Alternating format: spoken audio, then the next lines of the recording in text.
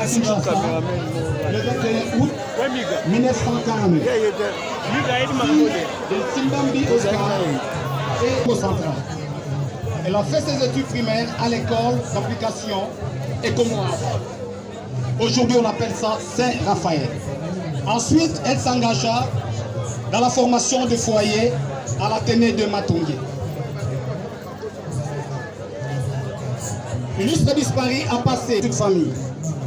L'illustre disparu fait une femme forte, battante, sociale et serviable.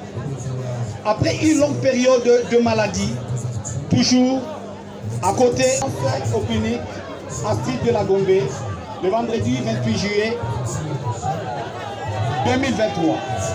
L'enterrement est prévu au cimetière Chemin Paradis, route Matadi. Condoléances le plus attristé à ses enfants, à ses petits-fils et à toute la famille de l'illustre disparu. Les enfants de l'illustre disparu gardent un souvenir inoubliable pour tout ce qu'elle a fait pour leur instruction, encadrement et éducation. Je remercie également tous ceux qui sont venus les assister en cette période crise. Chère Maman Zumba Mandienza, Antoinette, repose en paix, que la terre de nos ancêtres te soit douce, je dis et je vous remercie. Voilà, merci beaucoup, M. Bob, d'avoir retracé en quelques lignes ce qu'a été le parcours de notre très cher Maman Zumba. Je n'arrive, s'il vous plaît,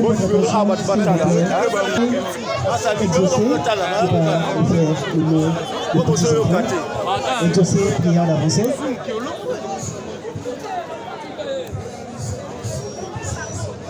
Vous pouvez l'encourager, s'il vous plaît.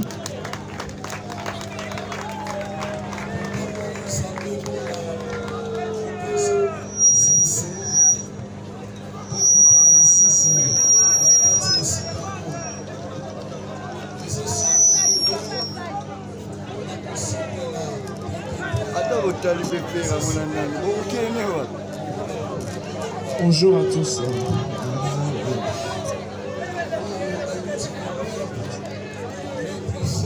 On va rendre hommage à notre grand-mère avec ce petit texte qu'on a écrit.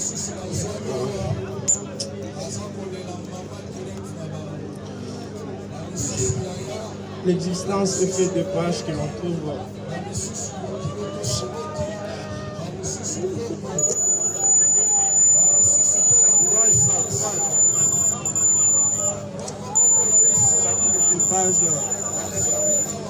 décrivent l'histoire de notre vie.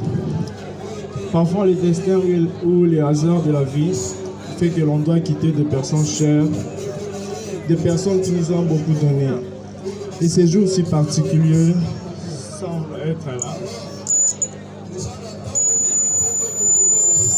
Voir l'expression de nos émotions profondes. Toi et ta présence chaleureuse donner un sens à nos vies. C'était notre ami, notre amour, bien plus fort. Même après ton absence, jamais nous oublierons tous les bons moments que nous avons passés ensemble. Ton absence laisse un vide immense, invisible à nos yeux, mais présent dans les cœurs. Nous sommes heureux d'avoir partagé avec toi une petite partie de ta vie. Toi qui avais l'air de cultiver l'amitié et la bonne humeur. Nous gardons en mémoire tes sourires, tes bons mots et la force de ton amour. Où que tu sois, prends bien soin de toi.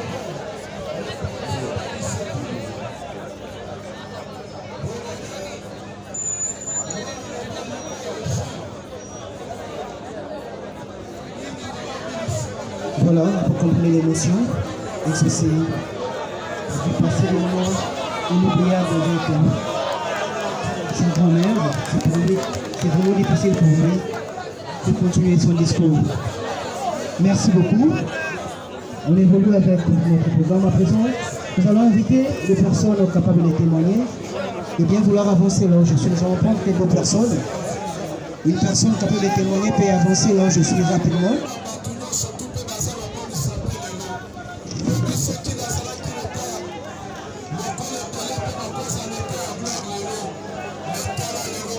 Nous sommes à présent aux séries et dépôts des gerbes de fleurs. Nous allons inviter les gens en fonction de la liste que nous détenons. Merci beaucoup.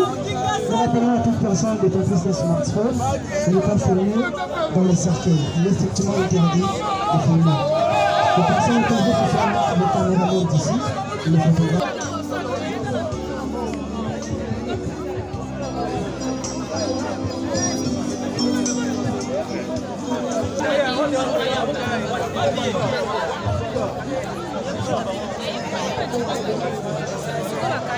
Chancellerie des ordres nationaux, prière d'avancer avec le gerbes de fleurs.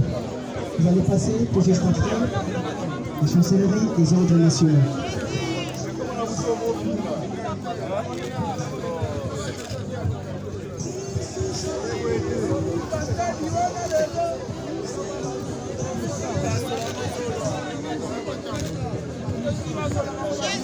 On avance rapidement s'il vous plaît.